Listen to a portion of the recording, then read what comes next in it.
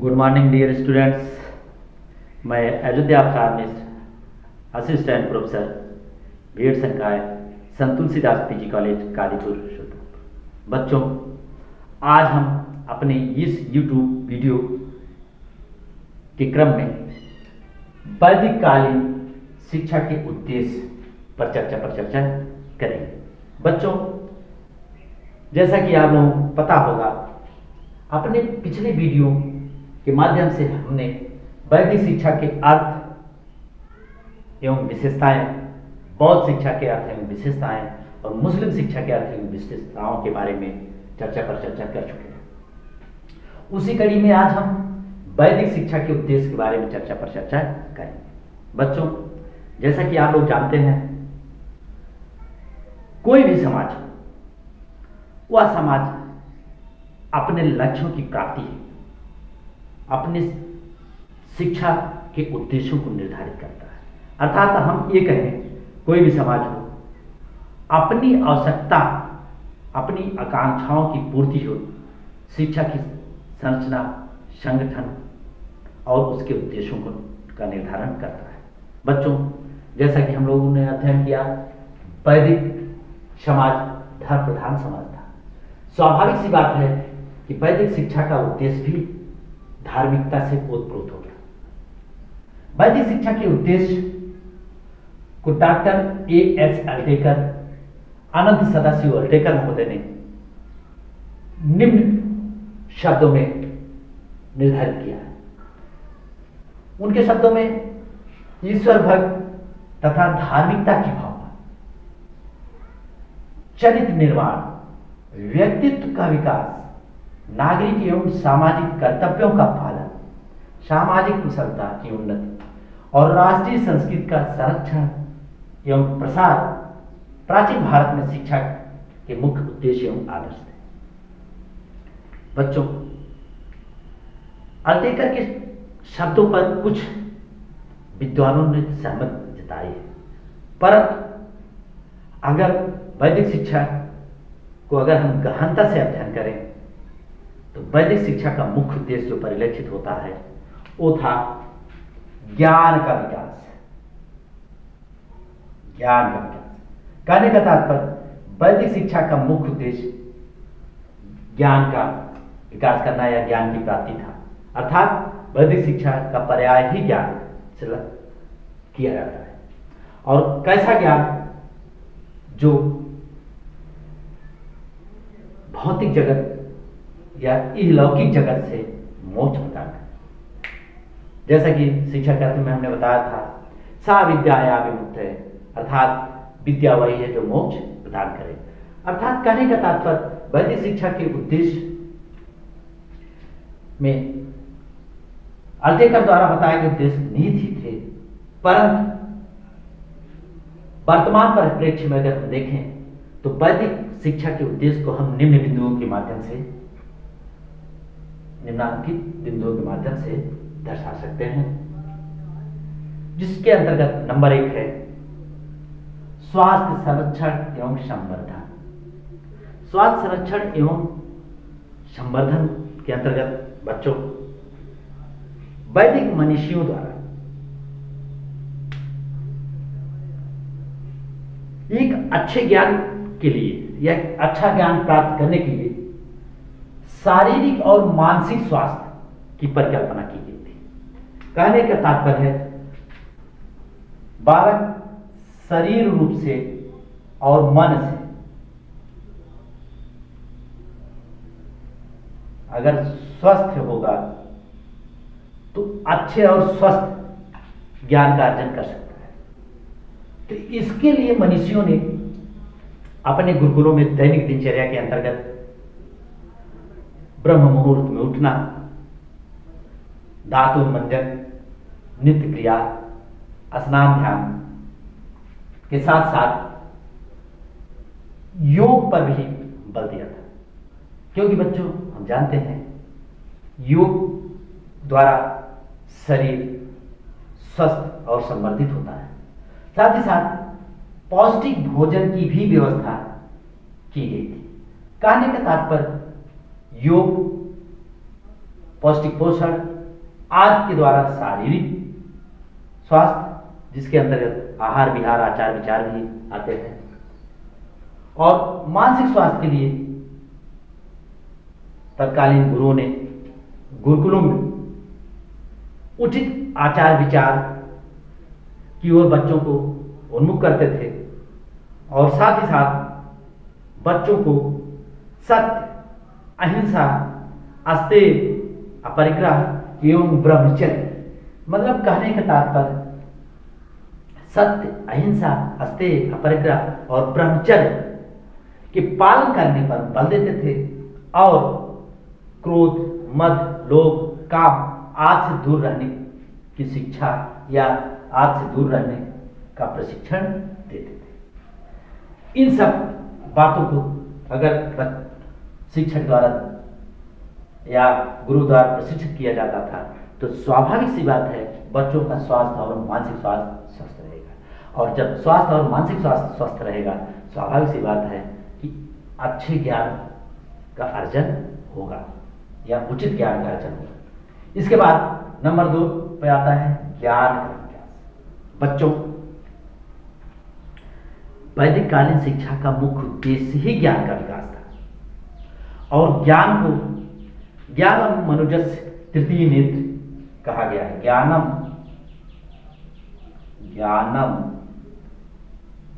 मनुजस्य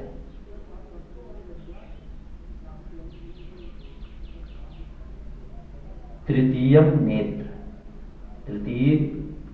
नेत्रम, अर्थात ज्ञान को मनुष्य का तृतीय नेत्र कहा गया है। और जिस प्रकार हम भौतिक नेत्रों से या शारीरिक नेत्रों से अलौकिक जगत का भान करते हैं, उसी प्रकार ज्ञान रूपी तृतीय नेत्र से अलौकिक और पारलौकिक दोनों जगत की जानकारी होती है, और साथ ही साथ आध्यात्मिक विकास या ये कहें इस तृतीय नेत्र द्वारा आध्यात्मिकता के विकास से तो लगाया जा सकता है, और साथ ही साथ करणीय या अकरणीय कर्मों के बारे में देख सकते हैं, और आचार विचार, धर्म अधर्म आदि की जानकारी इस तृतीय नेत्र, ज्ञान रूपी तृतीय नेत्र के द्वारा व्यक्त कर सकता है।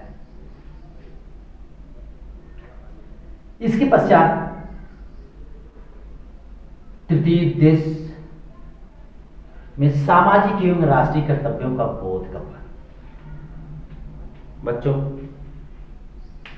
वैदिककालीन तृतीय उद्देश्य सामाजिक एवं राष्ट्रीय कर्तव्यों का बोध का पालन करना, जैसा कि पिछले वीडियो में हमने चर्चा किया था कि बच्चे शिक्षा ग्रहण करने के लिए समाज से ही आते थे, और पुनः समावर्तन संस्कार के पश्चात समावर्तन,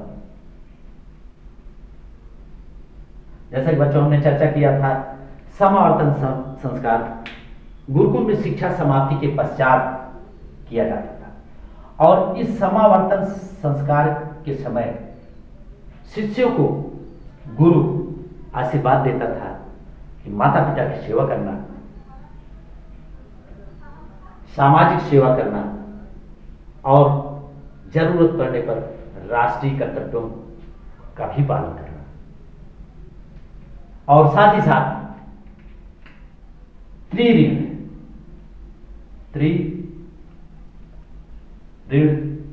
से उऋण, त्रिऋण से उऋण की शिक्षा भी देते थे, अर्थात पितृऋण, देवऋण और ऋषऋण से उऋण होने का भी आशीर्वाद देते थे। अर्थात कहने का मतलब बालक अध्ययन करने के पश्चात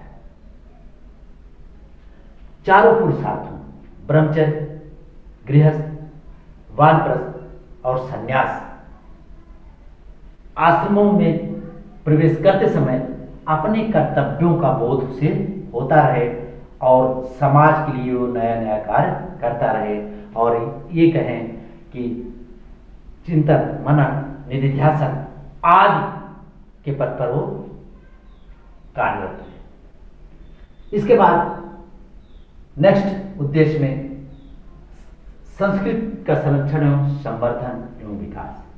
बच्चों, वैदिक शिक्षा का अगला उद्देश्य है संस्कृत का संरक्षण एवं संवर्धन एवं विकास। जैसा कि बच्चों हम जानते हैं, वैदिक कालीन संस्कृत धर्म प्रधान संस्कृति थी। कोई भी कार्य बिना धर्म से अलग नहीं रह सकता है, या ये हम कहें कोई भी कार्य धर्म से परे नहीं था। व्यक्तियों का जीवन सुबह से शाम तक धर्म से आच्छादित रहता था। कोई भी कार्य वो धर्म से युक्त ही होते थे, या ये कहें धार्मिकता से ओतप्रोत होते थे। और शिक्षा के द्वारा ही अपनी समाज की संस्कृति का संवर्धन, संरक्षण और एक पीढ़ी से दूसरी पीढ़ी में हस्तांतरण शिक्षा के द्वारा ही होता है। उसी भांति वैदिककालीन शिक्षा का उद्देश्य भी यही था कि संस्कृत का संरक्षण किया जाए, संवर्धन किया जाए और आने वाली पीढ़ी को हस्तांतरित किया जाए। नेक्स्ट उद्देश्य में नैतिक एवं चारित्रिक विकास। बच्चों, वैदिककालीन शिक्षा का एक महत्वपूर्ण उद्देश्य भी था कि बालक नैतिकता से युक्त चरित्रवान, और इसके लिए उसे धर्म से, या ये कहें कि बालक का आचरण ही धर्म से सम्मत प्रशिक्षित किया जाता था। मतलब गुरुकुल में बालक को धार्मिक, इस प्रकार की धार्मिक शिक्षा दी जाती थी जिससे उसका नैतिक और चारित्रिक विकास हो, या धर्म सम्मत चरित्र का विकास हो। इसके लिए बालकों को उत्तर वैदिक काल तक आते आते नीतिगत कहानियों की भी शिक्षा दी जाने लगी थी, जिसके अंतर्गत जब बच्चों हमने चर्चा किया था हितोपदेश और पंचतंत्र, और साथ ही साथ धार्मिक विषयों, धर्मशास्त्र, वेद वेदांत, नीति शास्त्र की शिक्षा के द्वारा बच्चों का चारित्रिक एवं नैतिक विकास किया जाता था। और साथ ही साथ आत्म संयम, इंद्रिय निग्रह की भी शिक्षा दी जाती थी। नेक्स्ट पॉइंट में बच्चों हम चर्चा करेंगे जीविकोपार्जन एवं कला कौशल की शिक्षा। बच्चों, जैसा कि हमने पिछले वीडियो में चर्चा किया था, जीविकोपार्जन एवं कला कौशल की शिक्षा। जीविकोपार्जन, बच्चों, वैदिक शिक्षा ग्रहण करने के पश्चात अर्थात समावर्तन की समाप्ति के बाद बालक समाज में आता था और समाज में रहने के लिए अपना जीविकोपार्जन, परिवार का भरण पोषण और सामाजिक उत्तरदायित्वों का भी पालन करना पड़ता था। इसके लिए गुरुकुलों में शिक्षक के द्वारा बच्चों को जीविकोपार्जन से संबंधित शिक्षा दी जाती थी। वैदिक काल में जो शिक्षा कर्म प्रधान या कर्म के आधार पर दिया जाता था, उत्तर वैदिक काल तक आते आते वो शिक्षा जन्म के आधार पर दी जाने लगी। अर्थात कहने का तात्पर्य वैदिक, पूर्व वैदिक काल में कर्म प्रधान शिक्षा थी और उत्तर वैदिक काल तक आते आते वर्णों का निर्धारण जन्म के अनुसार होने लगा। अर्थात क्षत्रिय, ब्राह्मण, वैश्य की शिक्षा भी अलग अलग होने लगी। ब्राह्मण के बच्चों के लिए अध्ययन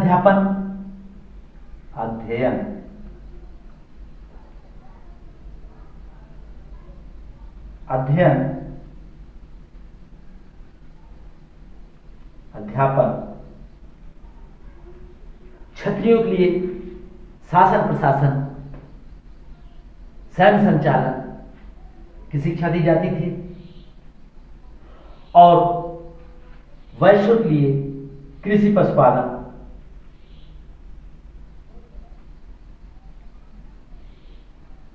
और वाणिज्य की शिक्षा दी जाती थी। और जैसा कि बच्चों, समाज के चौथे पायदान शूद्रों के लिए गुरुकुल में शिक्षा की कोई व्यवस्था नहीं होती थी, क्योंकि शूद्रों का कार्य सेवा कार्य था जो वो अपने परिवार से ही ग्रहण करते थे।